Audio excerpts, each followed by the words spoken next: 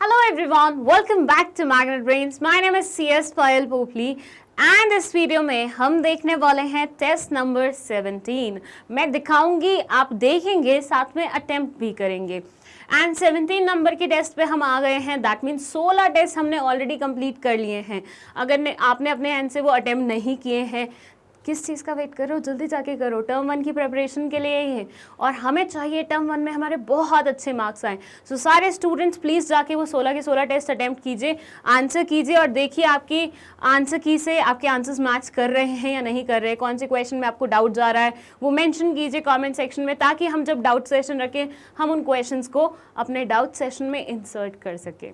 और इसी के साथ मैं चल रही हूँ टेस्ट नंबर 17 पे, लेकिन इससे पहले मुझे दिखाना है आपको टेस्ट नंबर 16 का आंसर की। ये देखिए टेस्ट नंबर 16 का आंसर की आपके सामने लिखा हुआ है। आप चाहे तो इसका स्क्रीनशॉट ले सकते हैं या फिर इसे पॉज भी करके देख सकते हैं कि पिछले क्वेश्चन पेपर में आपने कितने क्वेश्चन सही किए थे, कितने गलत किए थे।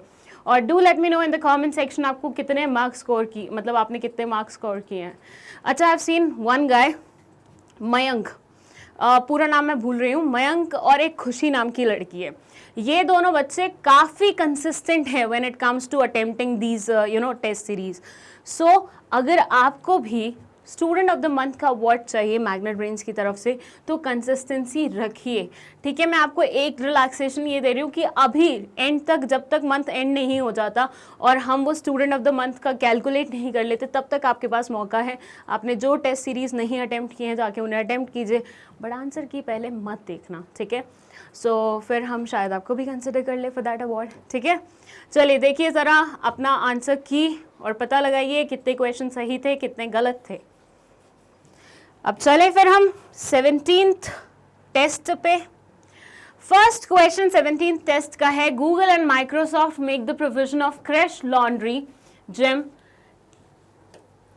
And entertainment facilities for their employees. Which objective of management is achieved by the management? मुझे क्वेश्चन आधा पढ़ते ही समझ में आ गया था कि क्या पूछना चाह रहे हैं और आंसर उसी टाइम पे क्लिक हो गया था। ये इतना सिंपल है, जल्दी से बताइए क्या होगा correct answer. Social, personal, organisational, economic. ज़्यादा दिमाग भी नहीं लगाना है, सिर्फ कॉमन सेंस लगानी है। क्रैश फैसिलिटीज बेसिकली होती है जब कोई न्यू मदर लाइक इन्फेंट को जन्म देती हैं, तो उस टाइम पे अगर उनको ऑफिस ज्वाइन करना होता है तो उनको ये परवाह होती है ना कि मैं अपने बच्चे को कहाँ छोड़ के जाऊँगी। तो कुछ ऑफिसेज में जहाँ पे विमेन स्टाफ बहुत सारा होता है और ऐसे सिनारियोज बहुत सारे होते हैं, वहाँ पे वो अलग से एक रूम बना देते हैं इन्फेंट्स के लिए, ताकि वो आराम से वहाँ पे सो सके, खेल सके और उनकी मॉम परेशान भी ना होती रहे और एट द सेम टाइम काम भी कर सके। That is called the crash facility, ये जो सामने लिखा हुआ है। सो गूगल और माइक्रोसॉफ्ट ने ऐसे इनिशिएटिव लिए। Generally it has been seen कि ऐसी जो बड़ी बड़ी कंपनीज होती है ना, वही ऐसे बढ़िया एम्प्लॉयज़ के लिए ऑप्शंस लेके आती हैं। Like in Bhopal there is Dainik Bhaskar office. उसमें क्या है कि देयर इज़ दिस कैंटीन जो कि बहुत बढ़िया है, बहुत बड़ी भी है। मतलब मेरी फ्रेंड वहाँ काम करते, तो वंस आई विजिटेड, तो आई सॉ एम्प्लॉयज़ के लिए फ्री में खाना है। तो कभी भी किसी का मन करे चिल करने का, अपने रेगुलर डेस्क पे बैठ के काम करने का मन नहीं है, तो वहाँ जाके बैठ जाते हैं और बहुत मस्ती करते हैं। विद दैट वहाँ पे हर अगले दिन, मतलब हर अगला जो फेस्टिवल होता है वो इन्जॉय करवाया जाता है। जैसे गरबा नाइट्स है तो अलग से गरबा नाइट्स के लिए अरेंजमेंट्स होंगी, या फिर देयर इज़ दिस गणेश भगवान जी का कुछ है, गणेश चतुर्थी है, तो क्ले आर्ट के साथ सबको कंपटीशन में पार्टिसिपेट करवाएंगे। तो ऐसी इंटरेस्टिंग चीज़ें होती रहती है, ताकि एम्प्लॉयज़ को कहीं ना कहीं हम ये एक फीलिंग दे सकें कि कोई बात नहीं, तुम काम कर रहे हो बट स्टिल आपके लिए आपका काम कैसे लाइक इंटरेस्टिंग बनाया जा सकता है, काम के साथ साथ एंजॉयमेंट कैसे कराई जाती है वो हम तुम्हें दिखाएंगे, ऐसा करते हैं। लेकिन ये बड़ी कंपनीज ही करती हैं यूजुअली। सो यहाँ पे गूगल और माइक्रोसॉफ्ट कुछ कर रहा है, आप बताइए कौन से वाला ऑब्जेक्टिव को फुलफिल कर रहे हैं। चलिए इसी के साथ चलते हैं हमारे सेकंड क्वेश्चन पे। ज़्यादा समय नहीं दूंगी मैं पर क्वेश्चन, क्योंकि 90 मिनट्स का आपका पेपर होगा और 50 क्वेश्चन उसमें आपको अटेम्प्ट करने होंगे, तो थोड़ा सा आपको अपनी स्पीड को मेंटेन करना पड़ेगा। सेकंड क्वेश्चन बोल रहा है, the sales department accuses production department for the poor sales due to late delivery of goods. Production department accuses purchase department for not delivering the raw material in time, and the purchase department accuses the finance department for not releasing funds on time. Blame game चल रहा है यहाँ पे, तूने किया तूने किया तूने किया, ऐसे हो रहा है। विच quality of management is missing in the above situation, आपको बताना है कौन सी क्वालिटी ऑफ मैनेजमेंट मिसिंग है ऊपर वाले सिनेरियो में। Planning, cooperation, coordination, poor hierarchy. बहुत सिंपल क्वेश्चन है, आराम से आंसर होगा। जल्दी बताइए क्या होगा इसका करेक्ट आंसर। अच्छा, कुछ स्टूडेंट्स आप सीन जिनको लग रहा है कि आंसर की में कुछ गलत आंसर्स है, तो अगर आपको भी ऐसा लग रहा है तो पर्सनली चेक करवाना, तो आप एक बार मेंशन कर दीजिएगा कमेंट सेक्शन में कि मैम मुझे स्ट्रॉन्ग फीलिंग आ रही है कि ये वाला क्वेश्चन गलत है, मतलब इसका आंसर गलत है। फिर मैं उसे पर्सनली चेक करके I tell you people whether you are thinking right और रॉन्ग, ठीक है। क्योंकि MCQ है, बस हमारा सहारा यही है कि सही आंसर टिक हो जाए, उसके अलावा और कोई ऑप्शन नहीं है स्कोर अच्छा करने का।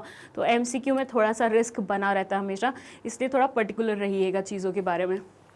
चलिए इसी बात पे चलते हैं हम हमारे थर्ड क्वेश्चन में। थोड़ा सा लेंदी क्वेश्चन है ये, मैं पढ़ देती हूँ आपके लिए। It says Shri enterprises is enjoying a good reputation in the market.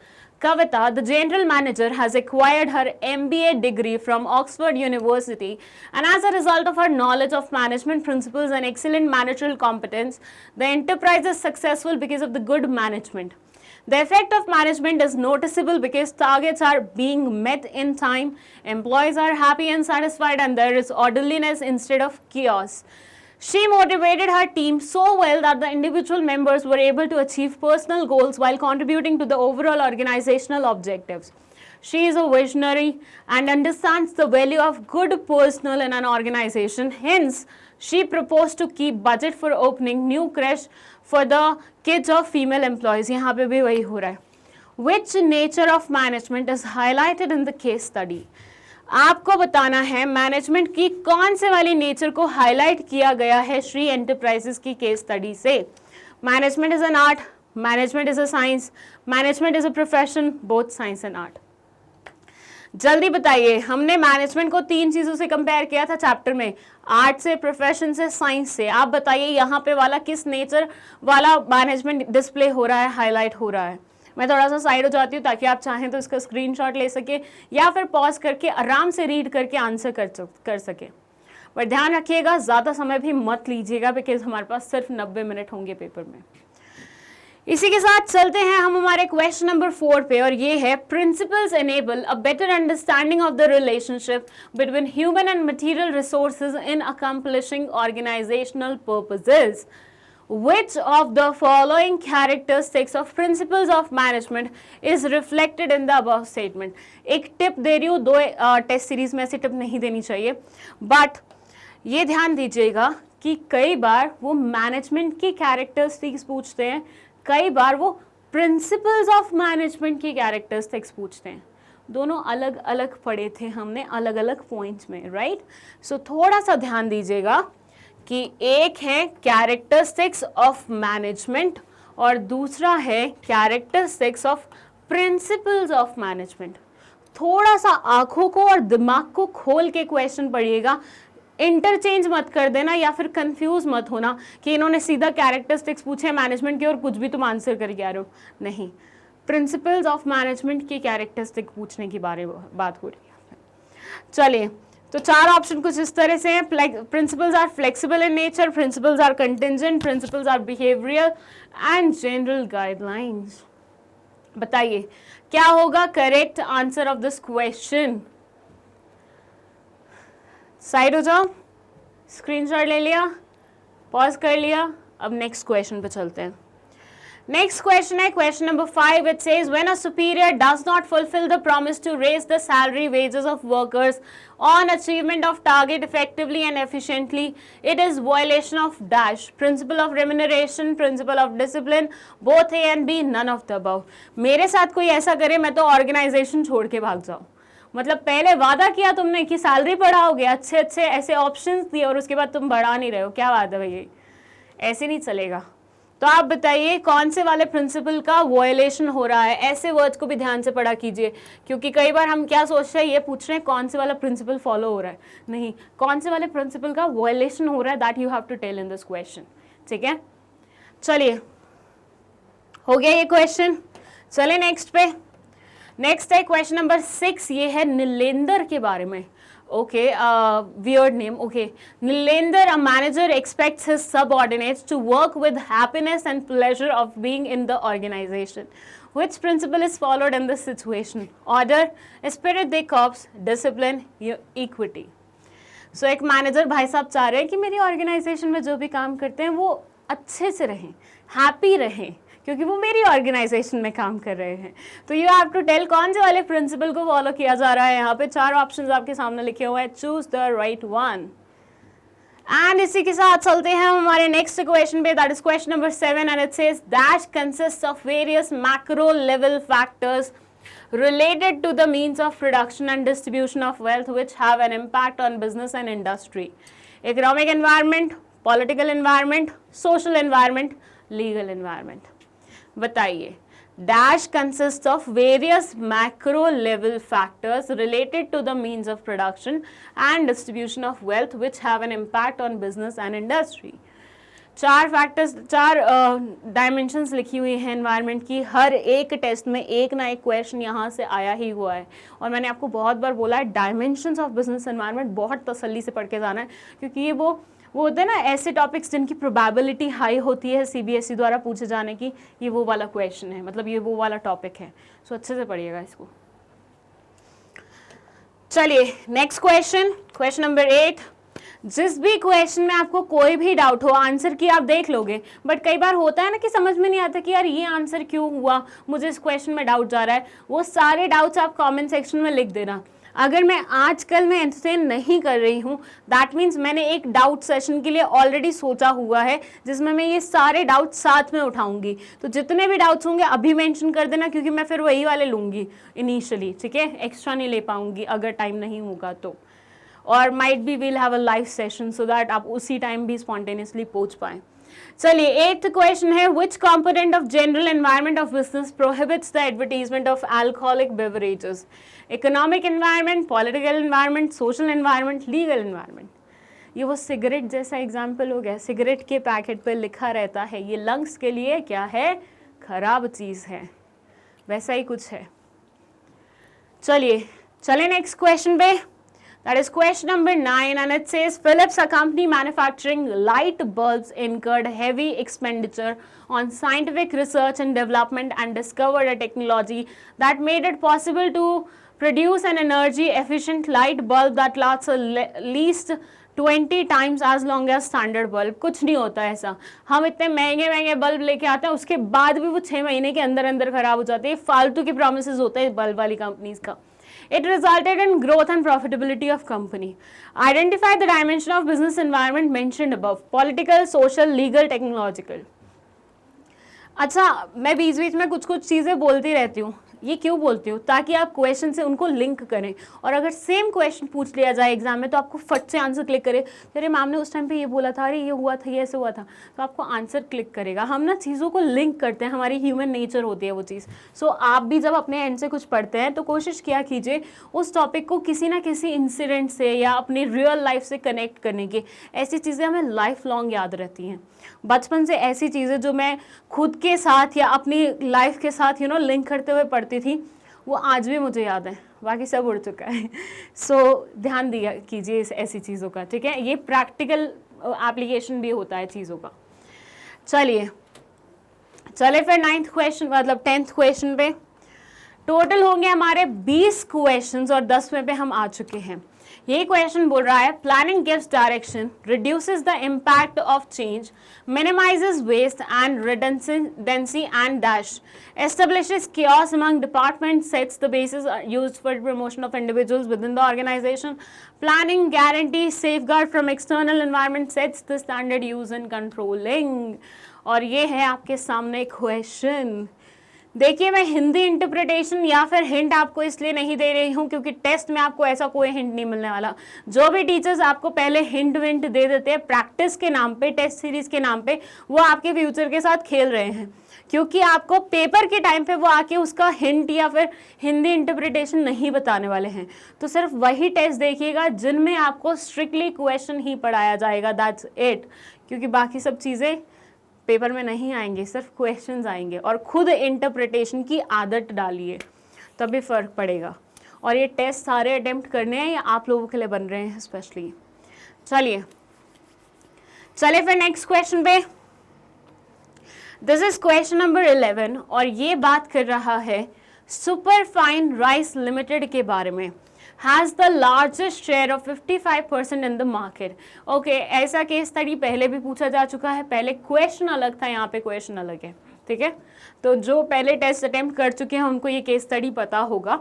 पढ़ देती हूँ मैं आपके लिए। The company's policies to sell only for cash. In 2020, for the first time, company's number one position in the industry has been threatened because other companies started selling rice on credit also. But the managers of Superfine Rice Limited continued to rely on its previously tried and tested successful plans, which did not work because the environment is not static. This led to decline in sales of Superfine Rice Limited. The above situation is indicating limitation of planning, which led to decline in the sales. Identify it. आपको identify करना है limitation of planning. 4 option आपके सामने लिखे हुए हैं। Planning leads to rigidity. Planning may not work in dynamic environment. Planning is pervasive. Planning involves huge cost. बताइए what will be the correct answer। मैं थोड़ा सा पीछे हो रही हूँ ताकि आप चाहें तो स्क्रीनशॉट ले सकें या फिर आप पॉज करके आराम से पढ़िए और उसके बाद आंसर अटेम्प्ट कीजिए।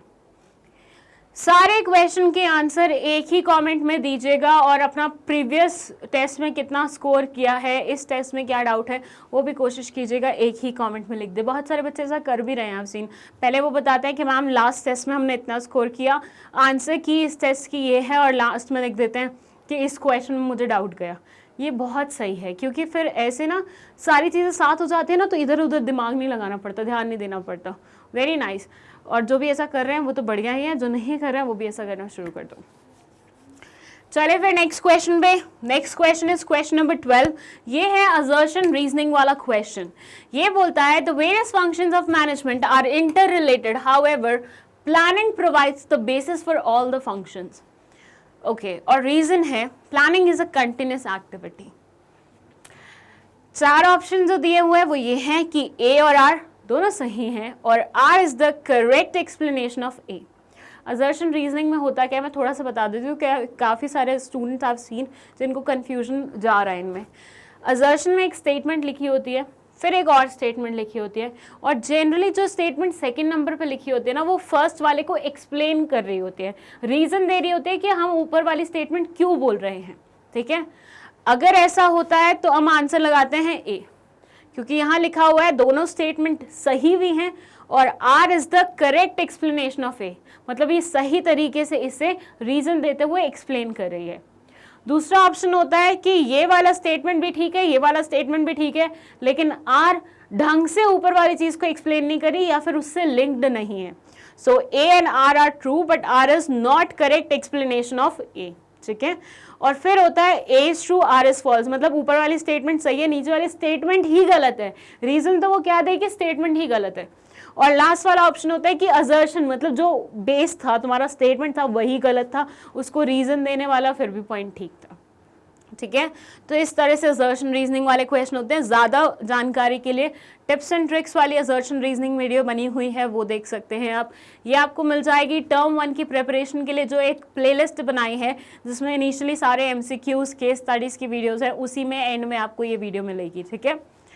चलिए नेक्स्ट क्वेश्चन है हमारे question number 13। It says dash if a framework within which organisational activities are performed.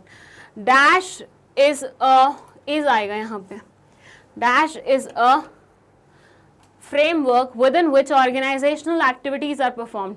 Divisional structure, organizational structure, informal organization, formal organization। बहुत सिंपल क्वेश्चन है, आराम से बनेगा, बच्चा भी इस क्वेश्चन का आंसर बता देगा। चलिए नेक्स्ट क्वेश्चन है क्वेश्चन नंबर 14। ये बोल रहा है It will be impractical for a manager, no matter how capable he is, to handle all the volume of work by himself. He needs to concentrate more on important jobs. For this, he assigns the job to his subordinates, allocates resources, and gives authority and fixes up the responsibility. This in turn also gives an opportunity for subordinates to develop, exercise initiative, and get recognition for their work.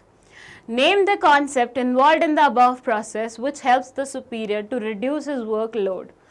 Decentralization, delegation, informal organization, divisional. बताइए.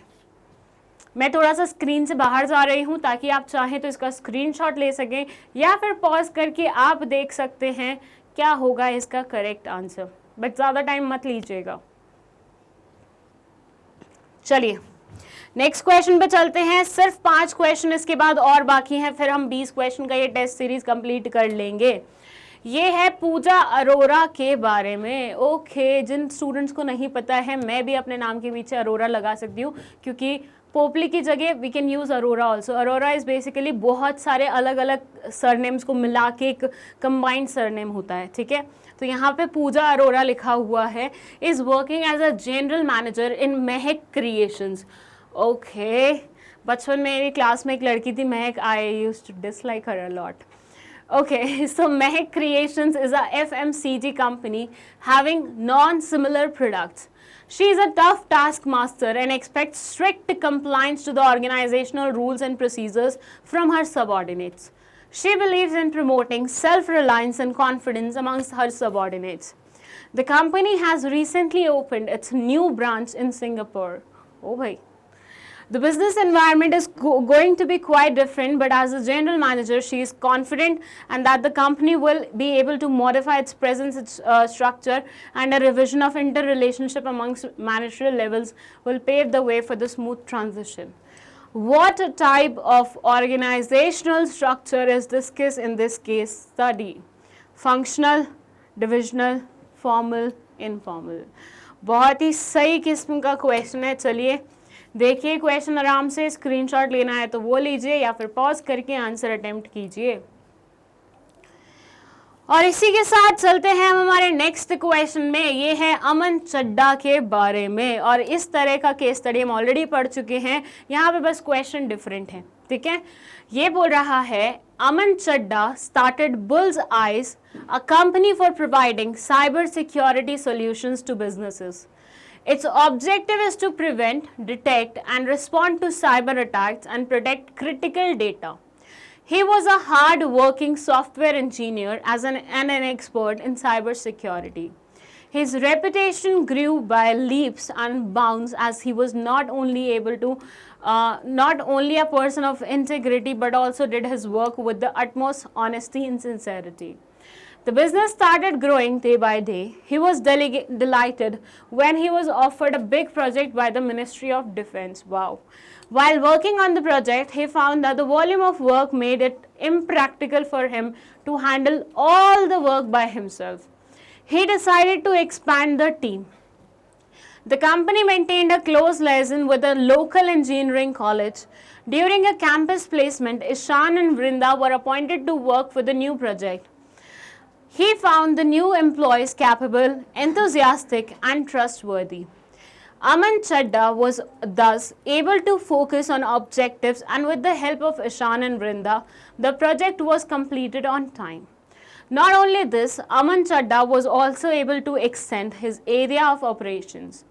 On the other hand, Ishan and Vrinda also got opportunities to develop an exercise initiative. यहाँ पे question आ रहा है identify the points of importance of the concept identified in the above question. आपको identify करना है importance of concept जो कि आपने ऊपर आइडेंटिफाई किया है. मतलब ये आपको ये भी नहीं बता रहा किस चीज़ का इंपॉर्टेंस, कॉन्सेप्ट कोई है ऊपर जो फॉलो हुई है उसका इंपॉर्टेंस फाइंड करना है. तो यहाँ पे 2 क्वेश्चन आपके लिए देखा जाए तो पहले तो आपको ये पता लगाना पड़ेगा ऊपर कौन से वाले कॉन्सेप्ट के बारे में बात हो रही है और सेकेंड फिर आपको उसके एक इंपॉर्टेंस के बारे में पता लगाना पड़ेगा. ऑप्शन लिखे हुए हैं distribution of authority till lower level, motivation of employees, develop managerial talent for the future and better control. चलिए मैं थोड़ा सा हो रही हूँ पीछे स्क्रीन से बाहर हो रही हूँ. आप चाहें तो स्क्रीनशॉट ले सकते हैं या फिर वीडियो को पॉज कर सकते हैं. और इसी के साथ चलते हैं हम हमारे नेक्स्ट क्वेश्चन पे जो कि है क्वेश्चन नंबर 17. छोटू सा क्वेश्चन है and it says marketing mix consist of various elements which are classified into 3 categories also known as 3 P's of marketing. True, false, can't say, partially true. So ये पूछ रहे हैं आपसे marketing mix consist of various elements which are classified into 3 categories, और उन्हें 3 P's भी बोला जाता है मार्केटिंग के। क्या ये स्टेटमेंट सही है, गलत है, कौन से पार्शली सही है? एंड चलते हैं नेक्स्ट क्वेश्चन पे। ये है शाह लिमिटेड के बारे में। ये क्वेश्चन भी बहुत बार आ चुका है, केस स्टडी हम बहुत बार पढ़ चुके हैं, लेकिन यहाँ पे क्वेश्चन डिफरेंट है। It says Shah Limited started the product offering with ACs. They have now started to sell the appliances as well as including the audio systems, TVs, washing machines, water purifiers, etc. The company also handles complaints and offer after-sales services, but later on it somehow ignored after-sales services, leading to a damaged image of company. The top management quickly took the rectifying measures and protected as well as promoted the favorable image in the eyes of public. The company also started selling mixer grinders. To ensure better protection, these mixers were packed in a transparent poly bag and then they were kept in a colored cardboard box. All the packages of all the products of the company has following details: price, method of use, caution, manufacturer's address, a yellow square with a blue circle outside it. Which element of promotion mix is highlighted in the line? The top management quickly took the rectifying measures and protected as well as promoted the favorable image in the eyes of public. 4 option लिखे हुए हैं: advertising, sales promotion, public relation, both B and C. मैं बाहर हूँ screen से, आप चाहिए तो स्क्रीनशॉट लीजिए या फिर पॉज करके आराम से पढ़िए और आंसर देखिए क्या होगा। पूरे केस स्टडी में एक लाइन उठाई हुई है और उसके मतलब पूरे केस स्टडी से एक लाइन उठाई हुई है और उस लाइन के बेसिस पे एक क्वेश्चन पूछा हुआ है जो आपको आंसर करना है। और अब हम चलते हैं हमारे सेकंड लास्ट क्वेश्चन पे। Again a very lengthy question, और ये केस स्टडी भी हम ऑलरेडी पढ़ चुके हैं। मैं फटाफट रीड कर रही हूँ आपके लिए, ठीक है। A garment manufacturing company has decided to identify the needs of the customer to start successful marketing of the garment produced by it, and for this marketing of garment, the company is doing SWOT analysis: strength, weakness, opportunity, and threat analysis. This company is to pursue its objective with full efforts. It has decided to make a blueprint for the amount of production it will do, the efforts behind promotion it will put, and all other major actions it will undertake to achieve its objectives. However, the company has one weak area which it would like to improve, that is the physical movement for its prepared garments was not proper last year, and the company wants to ensure it is to be done properly this year. For this thing to be done properly, it has created a separate department. Hope the company does better in the future. ये थी case study. अब इसमें से एक line pick की गई है और उसके बेसिस पे क्वेश्चन है। It has decided to make a blueprint. ये वाली लाइन उठाई है इन्होंने। It has decided to make a blueprint, ठीक है। और उसके बाद लिखा हुआ है which function of marketing is highlighted in above case. आपको बताना है कौन सा function of marketing highlight किया गया है इस केस में। Standardization and grading, marketing planning, product designing, packaging and labelling. चलिए मैं थोड़ा सा साइड हो रही हूँ, यहाँ पे 1-2 वर्ड्स रिपीट हुए हैं, देख लीजिएगा और स्क्रीनशॉट भी ले लीजिएगा। अब हम चलते हैं हमारे नेक्स्ट क्वेश्चन पे, और ये है यमुना की भुजिया। मुझे ऐसा क्यों लगता है हर अगला टेस्ट हमारा यमुना की भुजिया पे ही ख़त्म होता है। चलिए, ये केस स्टडी पढ़ते पढ़ते मैं तो थक चुकी हूँ। आई होप आप अगर फर्स्ट टेस्ट से देख रहे हैं तो अब तक तो आपको रट ही गई होगी ये केस स्टडी। मैं अब इसको रीड नहीं कर रही हूँ, मैं जस्ट पीछे हो रही हूँ और उसके बाद आप चाहें तो इसको आराम से रीड कर सकते हैं। मैं इसका ना ये वाला पोर्शन जो क्वेश्चन है ना वो रीड कर दूँगी आपके लिए, ठीक है। दिस इज़ पुरानी केस स्टडी ओनली। चलिए देखिए, खुद से एक बार पॉज करके रीड कीजिए और कुछ नहीं समझ में आए तो आप कमेंट सेक्शन में लिख सकते हैं। आई होप आप रीड कर चुके हैं। मैं ये क्वेश्चन रीड कर देती हूँ। His second generation expanded the business and got Yamuna की bhujia requested with concerned authorities with reference to the given text. Yamuna ki bhujia is a dash giving its legal protection against its use by anyone else. Brand value, trademark, brand mark. Okay, that's like बहुत simple question है, देख लीजिए एक बार। और नहीं समझ में आ रहा है कुछ तो उसे पॉज करके आराम से रीड कीजिए, कोई दिक्कत नहीं है, टेक योर टाइम। ये हमारा लास्ट क्वेश्चन है and now I am thinking आपने कर लिया होगा पॉज करके और देख लिया होगा आराम से, आपको आंसर बिल्कुल क्लिक कर गया होगा बिकॉज बहुत सिंपल क्वेश्चन था। इसी के साथ हमारा 20 क्वेश्चंस का ये टेस्ट यहाँ पे कंप्लीट होता है। अब हम मिलेंगे हमारे नेक्स्ट टेस्ट में जो कि होगा टेस्ट नंबर 18, जिसमें मैं आपको इस टेस्ट के आंसर्स भी दिखाऊंगी। सम स्टूडेंट्स वर रिक्वेस्टिंग मी कि मैम हमें आंसर वीडियो के एंड में ही दिखा दिया कीजिए, वो मतलब नहीं बनेगा। जब स्कूल में तुम्हारा टेस्ट होता है तो क्या होता है, उसी टाइम थोड़ी ना टीचर आके तुम्हें बता देते ये आंसर है, ये आंसर है, ये आंसर है, खुद चेक कर लो। फीलिंग आती है क्या टेस्ट वाली, उसमें नहीं आती ना।